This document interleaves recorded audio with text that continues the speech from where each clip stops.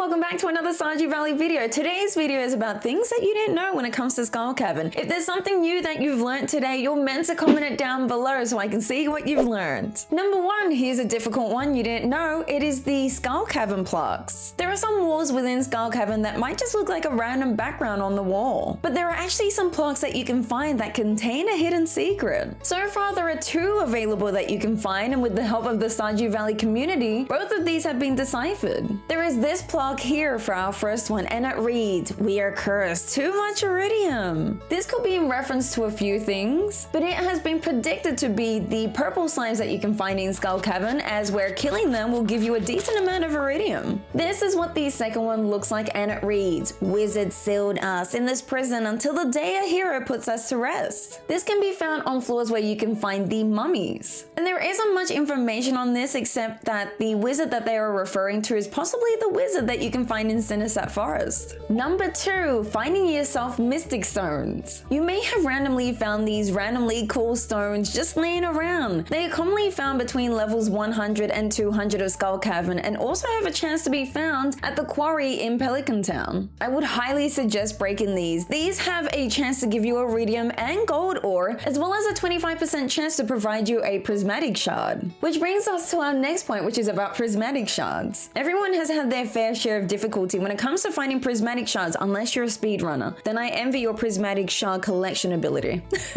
Trying to find them in Skull Caverns can be an adventure in itself. So here are some tips that will hopefully help you out on your adventure to hopefully get yourself more than one prismatic shard per Skull Cavern run. As mentioned before, if you find yourself a mystic stone, definitely break these for a 25% chance to get yourself a prismatic shard. Right after that, we've got the iridium nodes that you can break open to not only give you iridium, but has a 4% chance to drop your prismatic shard. This can be any iridium node that you find throughout your gameplay, as well as and including the volcano dungeon. Treasure rooms, everyone's favorite, has a 4% chance as well to provide you a prismatic shard. There are a few other ways as well, but they have a less than 1% chance to provide you a prismatic shard, but I'll mention them anyway. There is breaking an Omni Geode, fishing up a treasure chest after reaching level 6 of fishing, drops from serpents and mummies as well as void spirits in the mines, and possibly a drop from rainbow trouts within a fish pond when there is 9 in one fish pond. This is an interesting one, but all enemies after reaching the end of the mines, which is reaching level 120, will have a 0.05% chance to drop your prismatic shard. To increase your chances of getting yourself a prismatic shard, you'll want to explore the mines or the caverns when you have a great luck day,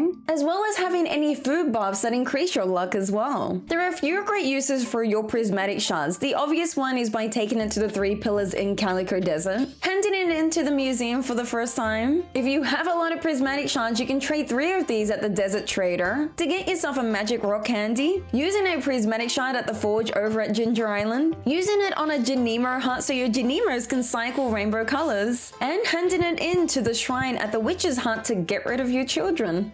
Hey, you've made it this far. Why not like the video if you like the video? Why not subscribe if you want to see more videos? And my Fuzzilicious candles are still available. I'll leave the link down below. Our next mention is something everyone loves in Skull Cavern. It is the treasure rooms. Everyone loves a good treasure room. It's like opening a gift on Christmas. And you can actually increase your chances of encountering them, as mentioned before, by increasing your luck when you go into Skull Cavern. The best outcome for the best luck day is by reading the television and leaving on a best luck day when the spirits are very happy, holding a rabbit's foot in your inventory, eating and or drinking items that provide you luck, and wearing a lucky ring, which is obtained as they drop in Skull Caverns or found in the quarry mine. The best food item you can eat is the magic rock candy, which will provide you 5 luck for that day. Then after that, there is the lucky lunch that will provide you 3 luck for that day, and can be obtained as a recipe from the Queen of the Sauce show, which is Spring Day 28 Year 2. And lastly, there's the pumpkin suit that will provide you 2 luck and is obtained when you reach 7 hearts with Robin. You can combine this as well with a ginger ale, which is a recipe you can obtain from the dwarf shop at the volcano for an additional +1 luck. When it comes to what's inside a treasure chest, there are too many options to mention, but there's a variety of options from seeds, saplings, geodes, totems, bombs, sprinklers, food items, slime eggs, hats, and machines such as the 𝓗𝓸𝓬𝓲𝓪𝓵𝓼, which are randomly chosen as a reward in the treasure room. Number 5 is the Prehistoric Floors, floors, which are commonly known as the infected floors in Skull Cavern. Majority of the time, if you do encounter this floor, you most likely have put down a staircase, but there's actually some cool things to mention in these prehistoric floors. For one, the pepperexes, which are the crazy dinosaurs that you can find within here, actually have a chance to drop a variety of useful items. When killed, they have a big chance to drop you prehistoric ribs, tibia, and vertebrae. Although needed for the first time to hand into the museum, you can actually use all three of these in a bone meal to produce you fertilizer instead of using 5 bones. They can also provide you dinosaur eggs, which are useful to hand into the museum for the first time, to incubate into mini dinos on your farm, or to just turn them into mayonnaise that can sell you for a base price of 800 gold. On top of that, there's also a very small chance that they might drop you a prismatic shard. The best thing about prehistoric floors, which I don't hear a lot of people mention, is the foliage that you can find in here. It is the random grass you can find within here, and when using a sword or scythe to cut them down, there is a chance an ancient seed might drop. This is also the same for the mutant flies that might also appear in here. There isn't much of a mention when it comes to the iridium bats that you can also find within these floors, but they actually have some really good drops as well, including battery packs, life elixirs, energy tonic, iridium bars, some iridium ore, mega bombs, and solar essence. And now for our important tip is to reach yourself to level 100 or even get past it. This tip isn't really to provide you tips on getting to level 100, as I've done so many times before. I'll actually link a video here on some useful tips you'll want to know when it comes to reaching level 100 of Skull Caverns. Time is slower in Skull Cavern when compared to outside of Skull Cavern. An hour in-game when it comes to Stardew Valley actually lasts for 43 seconds, whereas in Skull Cavern, it actually lasts 54 seconds. That means you'll get a couple more minutes in real life time to descend yourself quicker down Skull Caverns. If time really isn't on your side and you want some more time to judge the floor that you've just descended down to, open up your inventory. This will actually pause your time within the game and give you some more time to judge the floor, whether you want to start looking for some more resources or if it's an infected floor and you should put down a staircase. This tip isn't really from me, it's actually from the speedrunning community, so thank you to the speedrunning community for this tip. Okay, so the first time that you go into Skull Cavern, you'll actually get a note from Mr. Key the next day, where he'll challenge you to reach floor 25. In doing so, he'll reward you the next day with 10,000 gold. Not only that, but after encountering this message, there is a chance to find yourself secret note number 10, which is also from Mr. Key that tells you that there is something waiting for you at floor 100. Then you'll need to get yourself to floor 100 to encounter Mr. Key and get the iridium snake milk, which will increase your maximum health by 25 points. Interestingly enough, if you've reached him using less than 10 staircases, there'll be a change in line where he'll say that you've reached him the honorable way. This doesn't really change anything in your gameplay except for that one line. After that, reaching level 100 will always be a treasure room after that, so if you need an increased way of getting yourself treasure rooms, just get yourself to level 100 every time. Always descend yourself down with holes instead of staircases, as they have a chance to drop you down between 3 to 15 floors. This drop will affect your health 3 times the amount of floors that you've dropped down, so keep that in mind. So, did you learn something new? If you did, comment it down below. I hope to see you next time, guys. Take care.